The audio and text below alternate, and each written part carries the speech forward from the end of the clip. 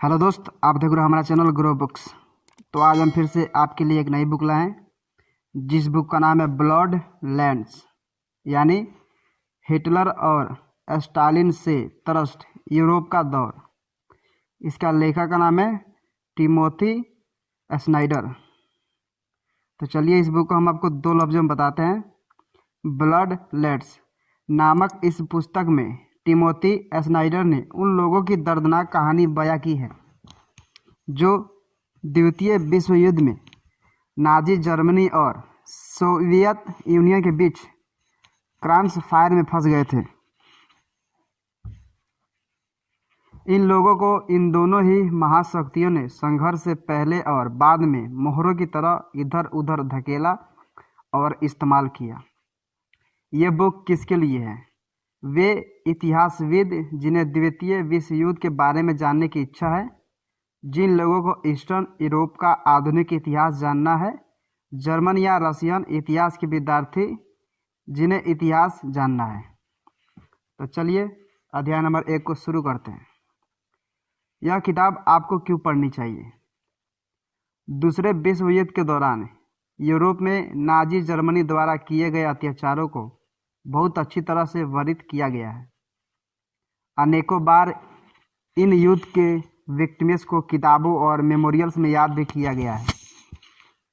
Soviet union में Stalin द्वारा अपने ही लोगों और बॉर्डर के देशों में रह रहे वेस्ट के लोगों पर किए गए अत्याचारों को नज़रअंदाज किया जाता है।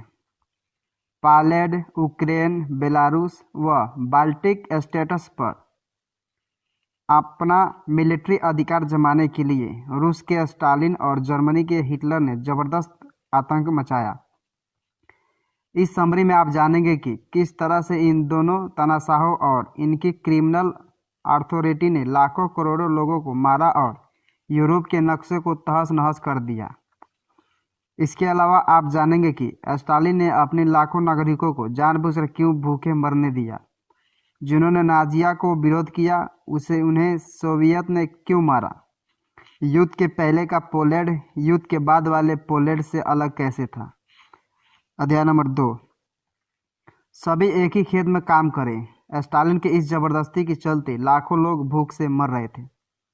वेस्ट में 1933 एक बहुत ही कठिन समय था, जब लोगों की नौकरियां चली गई और इस डिप्रेशन की वजह से लोगों को गरीबी और भूख से जूझना पड़ा। एक पर एक मुश्किलें आ रही थी, अकल पड़ गया, लोग मरने लगे।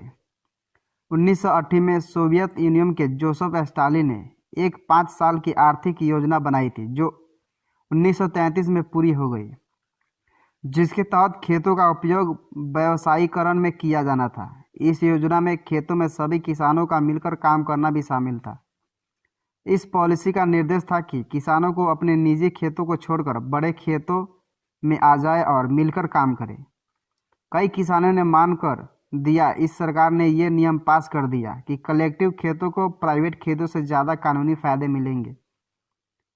इसके अलावा कलेक्टिव फार्म्स में काम करने वाले किसानों को ही वोट देने का हक होगा और प्राइवेट किसान से बीज लेने का हक होगा। इसलिए सभी किसानों पर इस तरह दबाव डाला गया ताकि वे अपने गुजारे के लिए कलेक्टिव फार्म में आ जाए। वैसे इन सब बातों का एक ही लक्ष्य था कि पैदावार ज़्यादा अच्छी से हो सके, लेकिन कलेक्टिव फार्म्स में किसानों की कार्य क्षमता अच्छी नहीं रहा। वहाँ की मशीनरी काफ़ी पुरानी थी और 1931 में कुछ ज़्यादा ही सर्दी पड़ी थी। किसान अपना कोटा पूरा नहीं कर पाए, इसलिए उन्हें भूख से मरना पड़ा। स्टालिन ये मानने को तैयार नहीं था कि ये पॉलिसी असफल हो गई और उन्होंने फिर से अपनी पॉलिसी में कोटा रखने की मांग की। जो कोटा पूरा न कर पाए उन्हें भूखे मरने दो, ऐसा आदेश स्टालिन का ही था। किसानों ने अगले सीजन के लिए जो बीज बचाकर रखे थे उन्हें भी छीन लिया गया। इस तरह एक संकट की तैयारी हो गई थी। यूक्रेन में अकाल बहुत ज़्यादा था। 1933 के दशक में अंत तक सोवियत यूनियन में 55 लाख लोग भूख से मर चुके थे, जबकि यूक्रेन में 33 लाख लोग मर चुके थे। अध्याय नंबर 3, स्टालिन ने अल्पसंख्यकों को साथ बहुत बड़ा व्यवहार किया और सोवियत रूप से उन्हें शत्रु घोषित कर दिया। स्टालिन ने सोवियत यूनियन की आर्थिक स्थिति जल्दी अच्छी करने के लिए मिलकर खेती करना और अन्य आर्थिक योजनाओं जनता पर थोपी। इन कदमों की वजह से बहुत से लोगों को अपने अधिकार से खेतों से वंचित होना पड़ा था। स्टालिन के सामने भी समाज की संतुलित रखने की चुनौती थी, इसलिए उन्होंने सभी लोगों के खिलाफ कार्रवाई करने की सोची जिनके लिए उन्हें लगता था कि वे राज्य के विरुद्ध काम करेंगे। 1929 से 1932 तक जो राजनीतिक दबाव का आंदोलन चला, उसमें अमीर किसानों को विशेष रूप से निशाना बनाया गया था। राज्य की इन नीतियों से ज़्यादातर किसान नाखुश थे। अमीर किसान, जिन्हें कुलकस कहा जाता था, उनका तो बहुत ही ज़्यादा विरोध हुआ। इन कुलकस को पहचान कर इन्हें बाहर निकालना, मुकदमा चलाना आम बात थी। आप सोच रहे होंगे कि इनकी पहचान क्या थी। अक्सर लोग जिस पर चाहते उसे कुलकस किसान कह देते थे। इस तरह 3,80,000 लोगों की मृत्यु दंड दिया गया। कुलकस के बाद स्टालिन को सबसे ज़्यादा भय एक एथनिक अल्पसंख्यकों से था। रूस के पश्चिमी इलाकों में रहने वाले पोलैंड के अल्पसंख्यक भी विशेष रूप से उनके निशाने पर थे। उन्हें डर था कि जर्मनी और पोलैंड पश्चिम की ओर से सोवियत यूनियन पर हमला कर सकते हैं। इस सशक्त माइनॉरिटी का अपमान करने के लिए उन्होंने 1933 के अकाल का आरोप सोवियत के लोगों के सिर मढ़ दिया। इन लोगों को अपराधी बनाकर मुकदमा चलाया गया और लेबर कैंप भेजकर बाद में मरवा दिया। 1937 से 1938 के बीच सोवियत रूस में 85,000 पोलिश लोग मारे गए। केवल पोलिश लोग को ही निशाना नहीं बनाया गया, बल्कि सरकार ने हजारों की संख्या में लात्वियस, एस्टोनिश व लिथुनियंस पर भी जासूस होने का आरोप लगाया। 1930 की शुरुआत में राष्ट्र की सफाई का अभियान चलाकर 2,74,000 लोगों को मार डाला। इस तरह से उस वर्ल्ड लैंड पर दूसरा विश्व युद्ध शुरू होने से पहले ही जीना मुश्किल हो गया था। बेहद बुरे हालात तो अभी आने बाकी थे। अध्याय नंबर 4। हिटलर और स्टालिन ने पोलैंड को जीतने व लोगों पर कहकर बनकर टूटने का निश्चय किया। नाजी फौज के पोलैंड पर अधिकार करने से पहले स्टालिन को वर्ल्ड लैंड में रह रहे पोलिश लोगों से भय था, लेकिन 1939 में हालात बदल गए। सारा विश्व स्तब्ध रह गया जब चिर दुश्मन हिटलर और स्टालिन के बीच एक समझौता हुआ। पश्चिम से जर्मनी ने और पूर्व से उर्स ने पोलैंड को जीतने का फैसला किया। बिना कोई चेतावनी दिए 1 सितंबर 1929 को नाजी जर्मनी ने पोलैंड को जीत लिया और इसके मित्र देश फ्रांस और ब्रिटेन ने कुछ नहीं किया। जर्मनी का आक्रमण इतना खतरनाक था कि वो लोगों को हालात खराब हो गए। नाजी सैनिक वहाँ के लोगों को इंसान तक नहीं मानते थे और अक्सर उन कैदियों को युद्ध में ढाल की तरह इस्तेमाल करते थे। बहुत से लोग पश्चिम की ओर से जर्मनी से डरकर पूर्व की ओर भागे। 17 सितंबर को सोवियत के युद्ध में शामिल होने से वे दोनों औरों से घिर गए। 5 लाख सोवियत सैनिक पोलैंड में घुस आए, जिन्हें उम्मीद थी कि स्टालिन के समझौते के बावजूद नाजी जर्मनी भी युद्ध में शामिल होगा। इधर सोवियत की सरकार को लग रहा था कि नाजी जर्मनी के अत्याचारों से दुखी होकर पोलिश अपनी ही जमीन छोड़ देगा। इसलिए रेड आर्मी ने पोलैंड के पूर्वी हिस्से पर और नाजी जर्मनी ने पश्चिम हिस्से पर कब्जा कर लिया, जैसे कि हिटलर और स्टालिन ने मिलकर तय किया था। जब नाजी सैनिक पोलैंड की प्रजा के साथ दुर्व्यवहार कर रहे थे तो रेड आर्मी ने भी असहाय प्रज्ञा और सैनिकों के कत्लेआम में उनका साथ दिया।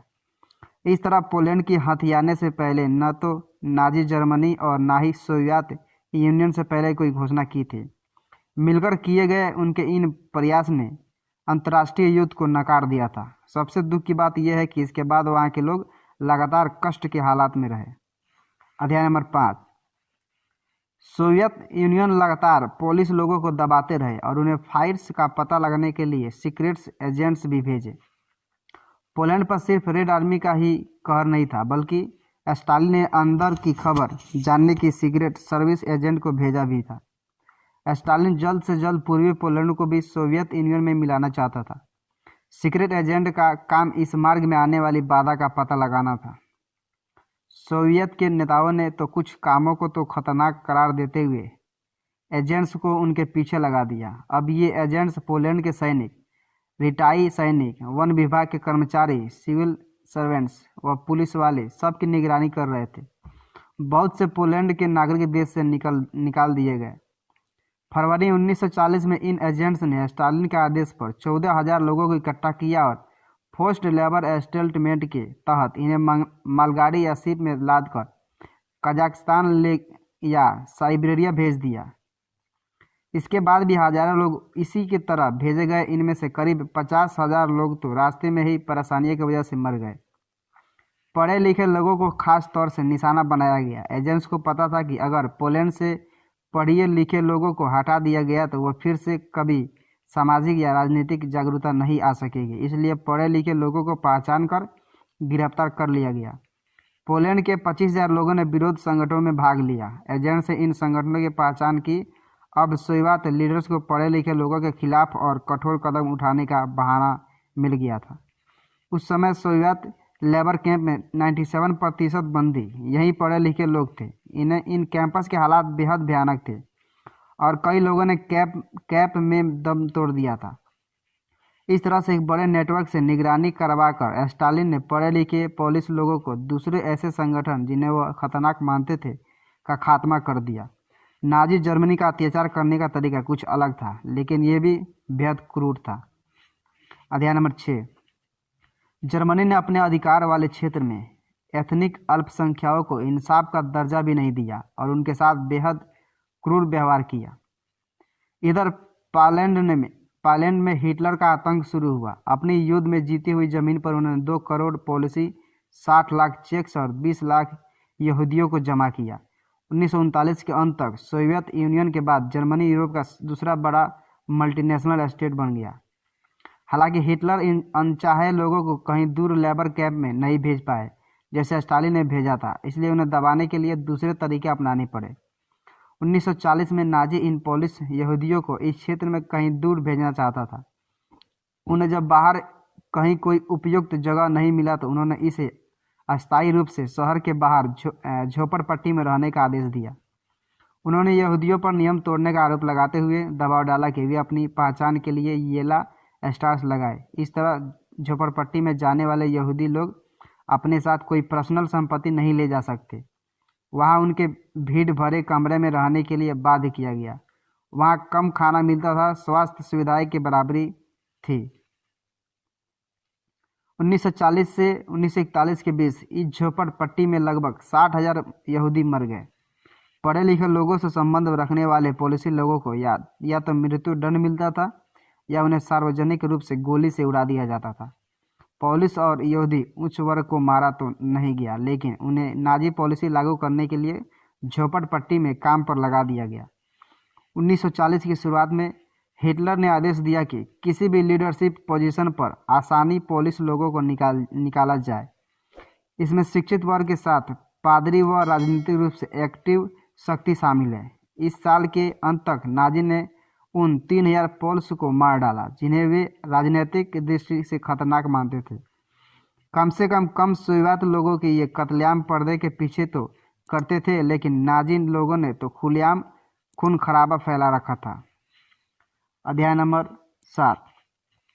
जब नाजी सोवियत लोगों के खिलाफ हो गए तो हालात और बदतर हो गए। नाजी सैनिक लोगों को कैद करके भूखे मरने को छोड़ देते थे। हम देख चुके हैं कि स्टालिन की सोवियत यूनियन ने किस तरह एथनिक अल्पसंख्यकों का जीना मुश्किल कर दिया था। ज़्यादातर लोगों को लगा कि शायद नाजी जर्मनी से उन्हें कुछ राहत मिलेगी, लेकिन उसका उल्टा हुआ। हालात और भी बुरे हो गए। 1941 में नाजी जर्मनी ने सोवियत रूस से पूर्व में हुई संधि तोड़ दी। इसका स्पष्ट लक्ष्य था कि वे जर्मनी के लोगों के रहने के लिए एक जमीन तैयार करना चाहते थे। जल्द ही वर्ल्ड लैंड में बदलने वाले इस भूमि के नागरिकों के प्रति उन्हें कोई सहानुभूति नहीं थी। हिटलर को तो पूर्व में रहने वाले सभी लोग जर्मनी के दुश्मन ही लगते थे। जब लड़ाई शुरू हुई तभी इस संघर्ष का रिजल्ट नजर आ रहा था। हिटलर पूर्व के नागरिकों को वहां से हटाकर जर्मन लोगों को वहां बसाना चाहते थे। 22 जून 1941 को नाजी सैनिक ने सोवियत यूनियन पर हमला कर दिया। Lithuania, Latvia, Estonia, eastern Poland, Belarus और यूक्रेन के कुछ हिस्सों को जीतते हुए जर्मन आगे बढ़े और उन्हें महज 9 से 12 हफ्तों में ही जीत जाने का भरोसा था। आर्मी ने जीते हुए इलाकों से खाने पीने का सामान जब्त कर लिया और आम जनता को भूख मरने के लिए छोड़ दिया। युद्ध बंदियों को मुश्किल से खाना मिलता था। जर्मन सैनिक आने वाली सदियों के लिए कपड़े तैयार करवा रहे थे। इस तरह जर्मन की यही पॉलिसी बन गई थी कि वे आम नागरिकों को भूखे मरने दें। इस तरह लाखों लोग भूखमरी के शिकार हो गए। नाजी ट्रूप्स जब लेनिनग्रेड पहुंचे तो लड़ाई रुक गई। उस समय शहर में करीबन 30 लाख लोग रह रहे थे, जिनमें से 10 लाख भूख से मर गए क्योंकि जर्मन सेना ने उनके खाने पीने का हर सामान जब्त कर लिया था। नाजी कैंप के युद्ध बंदियां व रेड आर्मी सोल्जर्स की मृत्यु दर 57.5% थी। इस अवधि में 31 लाख सोवियत बंदी मारे गए थे। अध्याय नंबर 8। मिलिट्री के पास लोगों की कमी होने से नाजी जर्मनी ने लोगों को जबरदस्ती सेना में भर्ती करना शुरू किया। हालांकि शुरुआती दौर में नाजी जर्मन फोर्सेज ने अपने मिशन में अच्छी प्रगति की, लेकिन 1941 में हिटलर द्वारा रणनीति बदलने से जीत अभी भी उनसे दूर थी। हिटलर को लगा कि सोवियत लोगों पर आक्रमण करने में जर्मनी को युद्ध में सहायता के लिए सप्लाई लाइन और कच्चा माल मिल जाएगा, लेकिन इस निर्णय से आर्थिक समस्या भी दूर नहीं हुई और नई समस्याएं उत्पन्न हो गई। नाजी को उम्मीद था कि सोवियत यूनियन महज 3 महीने में नष्ट हो जाएगा। रेड आर्मी ने मात तो खा ली, लेकिन सरेंडर नहीं किया। अभी भी सोवियत यूनियन बरकरार था और जर्मन सैनिक उनकी राजधानी मॉस्को नहीं पहुंचे थे। नाजी सैनिकों ने बड़ी संख्या में सोवियत सैनिकों को मारा था, लेकिन रेड आर्मी की संख्या काफ़ी ज़्यादा थी। बड़ा मिलिट्री कैंपेन शुरू करने की वजह से जर्मन फोर्स को काफ़ी नुकसान हो रहा था। ऑफिसर्स पर दबाव था कि वे जर्मनी से ज़्यादा सैनिकों बुलवाए। इस कैंपेन की शुरुआत में नाजी सैनिकों ने अपने जीते हुए क्षेत्रों के उन युवा लड़कों को मार डाला जो उन्हें खतरा लग रहे थे। अब उन्होंने युद्ध बंदी बनाए गए। भूखे मरते हुए इन्हीं 10 लाख लोगों को अपनी सेना में सहायता के लिए नियुक्त किया गया। कुछ युवाओं को गड्ढे खोदने के काम पर लगाया गया।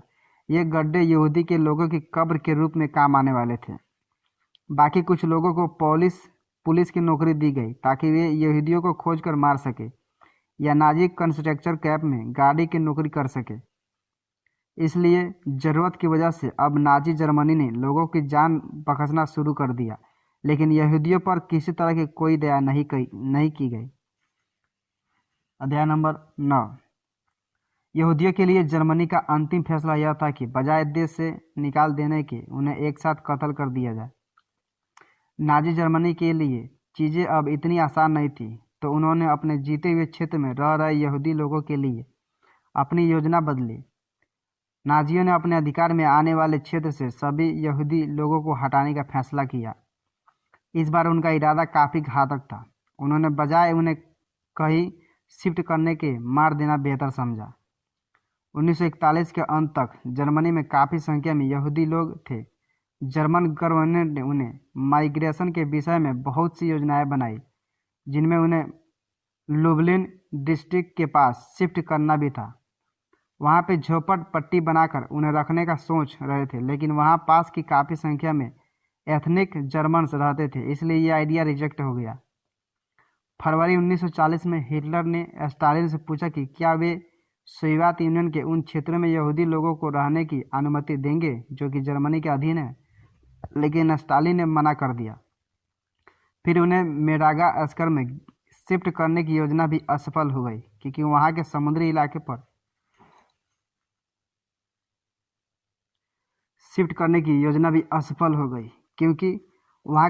इलाके पर ब्रिटिश नेवा का अधिकार था। जर्मन शासन ने लगभग 50 लाख यहूदी रह रहे थे और सोवियत यूनियन का टूटना निश्चित था। इसलिए हिटलर ने अपनी योजना बदल दी। 1942 तक जो यहूदी जर्मनी के पश्चिमी इलाकों में रह रहे थे, वे सब झोपड़पट्टी में जमा किए गए। नाजी आर्मी ने इन्हें वहां जमा रखने के लिए स्पेशल फोर्स को वहां नियुक्त किया। नाजी अधिकारियों ने इस पश्चिमी क्षेत्र में कंसंट्रेशन कैंप्स बनाना शुरू किया जहां ज्यूज को रखा जा सके। वहां कैंप में उनसे इतना काम लिया जाता था कि वे मर ही जाए। पोलैंड में तो नाजी रणनीति और भी ज़्यादा दिल दहला देने वाली थी। वहाँ ऐसी जगह तैयार की जा रही थी जहाँ यहूदियों को योजनाबद्ध तरीके से मारा जा सके। दूसरे विश्व युद्ध में लगभग 60 लाख लोग मारे गए। 10 लाख को ट्रेलो एस्नो के डेथ कैंप में मार दिया गया। अध्याय नंबर 10। जर्मनी का ये व्यवहार असहनीय था और विरोध करने का साहस किसी में नहीं बचा था। जर्मनी के अधीन क्षेत्र में कुछ दलों ने आवाज उठाई। नाजी लोगों को विरोध बहुत खतरनाक था क्योंकि इसका परिणाम सिर्फ मृत्यु था। वर्ल्ड लैंड में दोनों ही अत्याचारी विदेशी थे। अगर वे नाजी का विरोध करते तो वह संवाद का प्रबल होकर उन्हीं का नुकसान करने का खतरा बढ़ जाता। युद्ध शुरू होने से पहले ही पोलिश लोग व ब्लास्टिक स्टेट्स में रहने वाले लोगों को जर्मनी और नाजी लोगों का विरोध सहन करना पड़ा था। ज़्यादातर लोगों को लगता था कि विरोध करने का कोई फायदा नहीं है क्योंकि वो दो महाशक्तियों के चंगुल में फंस गए हैं और देश का भूगोल भी उनके अनुकूल नहीं है।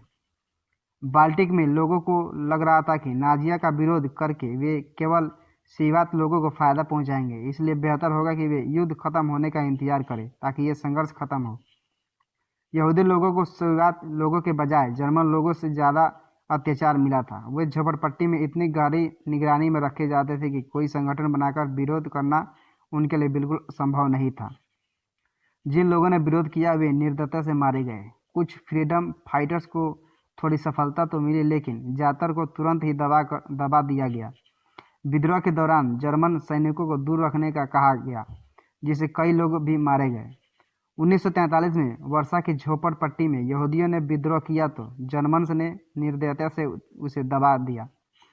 इन विनाशकारी पॉलिसीज के लिए जिम्मेदार नाजी लीडर हेनरिच हिम्पल ने झोपड़पट्टी को नष्ट करने का आदेश दे दिया। इस जद्दोजहद में 13,000 यहूदी मारे गए, उनमें से कई जिंदा जला दिए गए। नाजी सैनिकों ने उनके घरों को आग लगा दी। वहाँ बचे हुए 50,000 लोगों को भी डेथ कैंप में भेज दिया गया। अध्याय नंबर 11। जब सीवात ने पश्चिम में अच्छी तरह से जड़ें जमा ली तो फ्रीडम फाइटर्स को बुरी तरह प्रताड़ित किया गया। जब जर्मन सेना के खिलाफ रेड आर्मी की स्थिति बेहतर हुई तो नाजिया को भगाने के लिए फ्रीडम फाइटर्स को सीवात के साथ गठबंधन करना सही लगा। हालांकि स्टालिन के आदेश के तहत सैनिक फ्रीडम फाइटर्स को रक्षक नहीं थे, लेकिन स्टालिन फिर से अपनी जमीन पर अधिकार जमाना चाहते थे, इसलिए इन लोगों को स्टालिन में मदद मिलने की उम्मीद थी। पहले जर्मन सेना इतनी मजबूत थी कि उनके खिलाफ विद्रोह करना तो आत्महत्या करने जाता था, लेकिन युद्ध काफ़ी समय से चल रहा था और रेड आर्मी पश्चिम की ओर रुख कर रही थी, तो कई फ्रीडम फाइटर्स को ये समय बिल्कुल सही लगा जब वे अपना विरोध दिखा सके। इसलिए गुपचुप तरीकों से उन्होंने जर्मन आर्मी की स्थिति के बारे में सीवात सेना से बात की। इस जानकारी से पर उन्होंने लड़ने के लिए इन संगठनों का हौसला जरूर बढ़ाया, लेकिन किसी भी तरह की मदद का कोई वादा नहीं किया गया। सच्चाई यही था कि स्टालिन को इन लोगों से खतरा महसूस हो रहा था, जो लड़ाके आज जर्मन्स के खिलाफ विद्रोह का बिगुल बजा रहे थे। वे आने वाले समय में सीवात का विरोध भी जरूर करेंगे। आखिरकार जब पोलैंड की सेना ने 1944 में वर्षा में जब जर्मन टुकड़ी पर आक्रमण किया तो रेड आर्मी भी आसपास थी, लेकिन उन्होंने हस्तक्षेप नहीं किया। पोलिश लोगों में जीतने का जबरदस्त जज्बा था, लेकिन जर्मन संख्या और शक्ति में ज़्यादा थे, तो 5 लाख पोलिसी लोग देश के लिए मर मिटे। इसके बाद रेड आर्मी ने हस्तक्षेप किया और बच्चे कुचे स्वतंत्रता सेनानियों से उनके हथियार छीनकर उन्हें गिरफ्तार कर लिया गया। जो नाजिया को दुश्मन मानते थे, सीवात उन पर भी कड़ी नज़र रखते हुए स्वतंत्रता हासिल करने के लिए बने इन संगठनों को डर अब सब जगह दिखने लगा था। जो नागरिक खुले तौर पर इनके साथ नहीं थे, उनका भी डर तो था क्योंकि वह जर्मन रूल के बेहद परेशान हो चुके थे। इस नीति के तहत स्टालिन ने वही किया जो युद्ध के पहले करते थे। जो भी उन्हें अपने विपक्ष की ओर नजर आता उसके साथ बेहद बुरा व्यवहार किया जाता था। अध्याय नंबर 12। युद्ध के अंत में सीवात ने अपनी जीती गई जमीन से जर्मन लोगों को अपमानित करके निकाल दिया गया। फरवरी 1945 तक भी युद्ध खत्म नहीं हुआ, लेकिन जर्मन लोग हार के कगार पर थे। संयुक्त शक्तियों ने मिलकर यह फैसला लिया कि युद्ध के बाद यूरोप के मध्य में एक छोटे क्षेत्र में सभी जर्मन लोगों को बसाया जाएगा। जो बाहर रह रहे हैं उन्हें भी वहीं बुलवाया जाएगा। इस योजना को सहमति देने से पहले ही इस अलायंस को जर्मनी पर विजय प्राप्त करनी थी, इसलिए पूरब की ओर रेड आर्मी ने जर्मनी में प्रवेश किया। उन्होंने वहां के नागरिकों के साथ दुर्व्यवहार किया, स्त्रियों का बलात्कार किया और बर्लिन जाने के रास्ते में आने वाले सभी लोगों को कुचल दिया। सोवियत यूनियन ने अपने 1 मिलियन कैदियों को आज़ाद कर दिया ताकि उन्हें सैनिक बनाया जा सके। सेना की ड्रेस में ये अपराधी बड़ी बर्बरता के साथ इन उन्मादी मार्चों में पोलैंड व हंगरी के लोगों पर अत्याचार कर रहे थे। जब ये सैनिक जर्मनी की सीमा पर पहुंचे तो हिंसा और भी बढ़ गई। नाजी सैनिकों द्वारा पहले ही हुई बर्बरता याद करके सोवियत सैनिकों में बदले की भावना जाग उठी। जर्मनी का साधारण किसान भी उस समय काफ़ी अस्मित था। सोवियत के गरीब सैनिकों को यह देख कर लगा कि वो और ज़्यादा अमीर बनने की चाह में ही जर्मनों ने युद्ध की शुरुआत की थी। हर उम्र की जर्मन महिला के साथ बेहद दुर्व्यवहार हुआ। जब जर्मन व्यक्ति उन्होंने रेप से बचने की कोशिश करते उनकी पिटाई होती या वे मार दिए जाते। लगभग 5,20,000 जर्मन्स को बंधुआ मजदूर बना दिया गया। उनमें से लगभग 18,500 कैदी तो मर ही गए। हारी हुई जमीन पर जो भी जर्मन लोग रह रहे थे उन्हें युद्ध के बाद निष्कासित कर दिया गया। लगभग 38 लाख लोगों को अपने घर छोड़ने पड़े। जिन ट्रेन में वे यात्रा कर रहे थे उनके हालात बेहद खराब थे। रास्ते में ही भूख और बीमारी से 4 लाख जर्मन लोगों ने दम तोड़ दिया। अध्याय नंबर 13। दूसरे विश्व युद्ध के बाद निष्कासन के दौरान हजारों लोगों की मौत हुई। 8 मई 1945 को नाजी जर्मनी के बिना किसी शर्त के सरेंडर करने में युद्ध खत्म हो गया। लेकिन बल्ड लैंड के लोगों की तकलीफें अभी भी खत्म नहीं हुई थी। युद्ध से पहले स्टालिन ने बड़ी संख्या में लोगों को अपनी जगह छोड़ते देखा था और युद्ध के बाद भी हालात वही बने रहे। जर्मनी के पतन के बाद स्टालिन सोवियत यूनियन के लिए और ज़्यादा जमीन हासिल करना चाहते थे। 1940 में सोवियत सेना ने एस्टोनिया, लिथुआनिया व लात्विया के साथ साथ पोलैंड की जमीन का आधा पूर्वी हिस्सा अपने कब्जे में कर लिया था। 1945 की गर्मियों में सोवियत यूनियन, यूनाइटेड स्टेट्स व ब्रिटेन के नेता पोट्सडैम में मीटिंग के लिए जमा हुए। स्टालिन ने जोर देकर कहा कि भविष्य में जर्मनों को रोकने के लिए पूर्वी यूरोप पर सोवियत का नियंत्रण जरूरी है। सभी लोग स्टालिन से सहमत थे। इन सभी ने मिलकर तय किया कि बाल्टिक स्टेट्स सोवियत के नियंत्रण में ही रहेगी और पोलैंड के बॉर्डर को पश्चिम तक बढ़ा दिया जाए। इस प्रकार पूर्वी पोलैंड सोवियत यूनियन के अधीन हो गया। पश्चिम में जो इलाके जर्मनी के अधीन थे वे नई पॉलिसी स्टेट में शामिल हो गए। सोवियत यूनियन द्वारा हाल ही में हासिल किए गए क्षेत्रों में स्टालिन ने लोगों को भेजना जारी रखा क्योंकि बेहतर नियंत्रण के लिए उन्हें एक जैसा ही सोसाइटी वहां बसानी थी। उन्हें डर था कि कहीं इन नए क्षेत्रों में रहने वाले लोग सोवियत के प्रति कम लॉयल न हो जाए। इसलिए सोवियत के सिस्टम को जानने वाले लोग वहाँ होने चाहिए। जो लोग ये बात स्वीकार नहीं कर पा रहे थे वे साइबेरिया चले गए। नए सोवियत लैंड में रहने वाले पॉलिसी लोग पश्चिम की ओर चले गए थे। 1943 से 1947 तक लगभग 7 लाख जर्मन्स, 1,50,000 पॉलिसी, 2,50,000 यूक्रेनी और 3 लाख सोवियत नागरिकों ने इस तरह लाचार होकर निकाले जाने पर अपना जीवन गंवा दिया। कुल मिलाकर दूसरे विश्व युद्ध को भयानक अत्याचारों के लिए याद रखा जाएगा, लेकिन सबसे ज़्यादा कष्ट पूर्वी यूरोप के बल्ड लैंड में रहने वाले लोगों को उठाने पड़े थे। नाजी जर्मनी और सोवियत रूस के बीच फंसे लाखों लोगों को अपनी जान से हाथ धोना पड़ा था क्योंकि इन दोनों शक्तियों ने मिलकर आक्रमण किया और स्थानीय लोगों पर अत्याचार किया। इन क्षेत्रों में जिसने भी विद्रोह करने की कोशिश की वो मारे गए। इसलिए चुपचाप सहना एकमात्र विकल्प था।